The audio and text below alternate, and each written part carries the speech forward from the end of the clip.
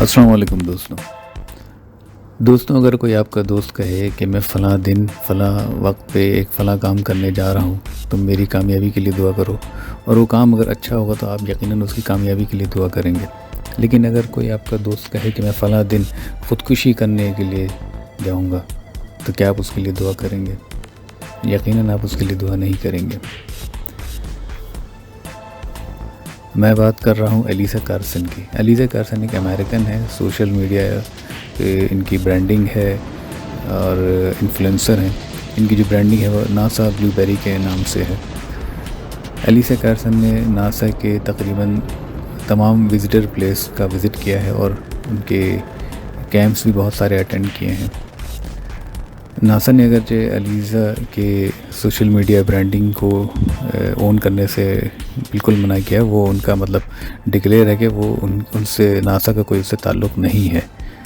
لیکن ایلیسا کارسن جو ہے وہ اپنے آپ کو رجسٹر کرا چکے کہ 2030 میں یعنی 2030 میں جو امریکہ سے مشن جو انسان کو لے کر جائے گا فرسٹ ٹائم، اس میں ایلیسا کارسن شامل ہوگی، اور یہ اس کی بچپن کی خواہش ہے۔ اس کو خودکشی کا عمل اس لیے سمجھا جا سکتا ہے کہ ناسا نے گارنٹی تو یہ دی ہے کہ وہاں پہنچ سکتا ہے انسان مارس پہ، لیکن وہاں سے واپسی کی کوئی گارنٹی نہیں ہے۔ تو یہ جو مشن ہے یہ صرف ون وے مشن ہے، اس میں واپسی کا کوئی ایسا جو ہے چانس نہیں ہے، اور یہ بات ایلیسا کو بھی اچھی طرح پتہ ہے اور وہ جانتی ہے، لیکن پھر بھی اس نے خواہش ظاہر کی ہے کہ وہ مارس پہ جائے گی۔ تو یہ ایک طرح سے خودکشی کا ہی عمل ہے۔ لیکن انسان ایسا کیوں کرتا ہے؟ صرف جستجو کی تلاش میں، علم میں، تجسس میں۔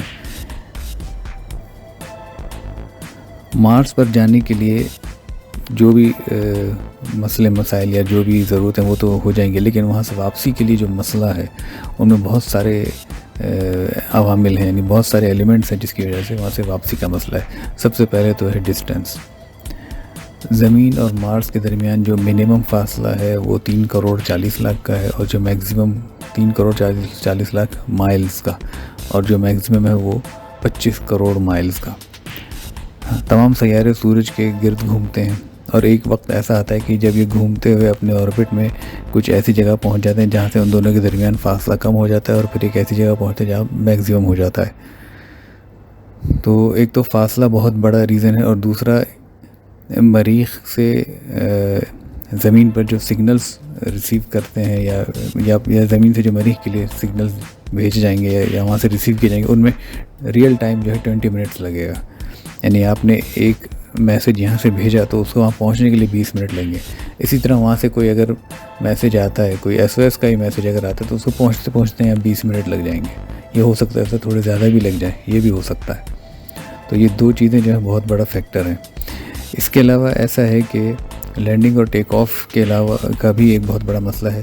زمین کی جو فورس آف گریویٹی ہے، مارس کی فورس آف گریویٹی اس سے بہت کم ہے۔ تو زمین کے مقابلے میں مارس پر اترنے کے لیے آپ کو فورس زیادہ چاہیے۔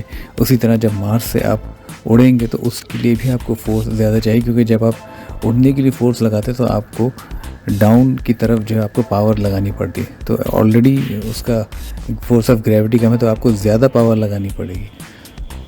تو لینڈنگ اور ٹیک آف کا جو مسئلہ ہے وہ بھی ایک بہت بڑی رکاوٹ ہے، یا بہت بڑا ایک مسئلہ ہے یا چیلنج ہے مریخ پہ جا کر وہاں سے ٹریول کرنے کے لیے۔ تیسرا مسئلہ ہے ریڈیو ایکٹیویٹی ریز کا۔ ہماری زمین تو اوزون کی لیئر سے کورڈ ہے، جس کی وجہ سے سورج سے جو بہت ساری ایسی ریز ہیں جو ریڈیو ایکٹیویٹی کی ہوتی ہیں وہ زمین پر نہیں آتی ہیں، وہ رک جاتی ہیں، جس کی وجہ سے ہم محفوظ ہیں۔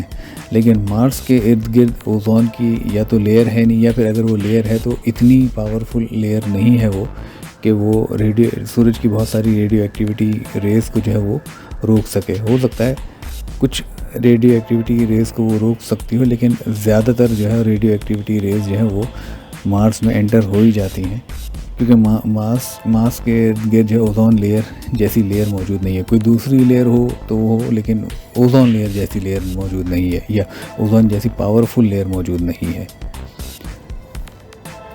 تو ریڈیو ایکٹیویٹی ریز سے بچنے کے لیے پھر انسان کو وہاں پر زمین کی نسبت زیادہ محفوظ یا زیادہ حفاظتی اقدام کرنے پڑیں گے.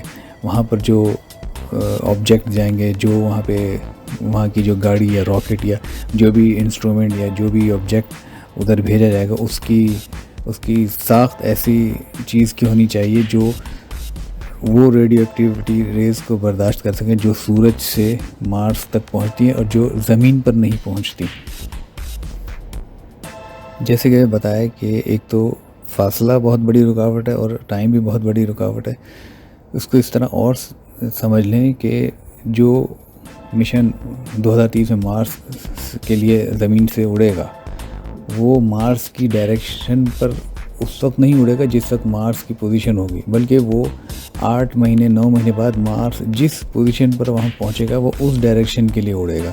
تو یہ جو سیارہ جو زمین سے مارس کے لیے اڑے گا، یہ بھی ایک آئیڈیا سے ایک کیلکولیشن کی بیس پر جو ہے ایک ڈائریکشن پر اڑے گا کہ 6 سے 8 مہینے کا جو ٹائم اس کو لگے گا ٹریول کرتے ہوئے، اس دوران مارس وہاں پہ کس طرف پہنچے گا اپنے آربٹ میں گھومتے ہوئے، تب وہ جا کے وہاں پہ لینڈ کرے گا.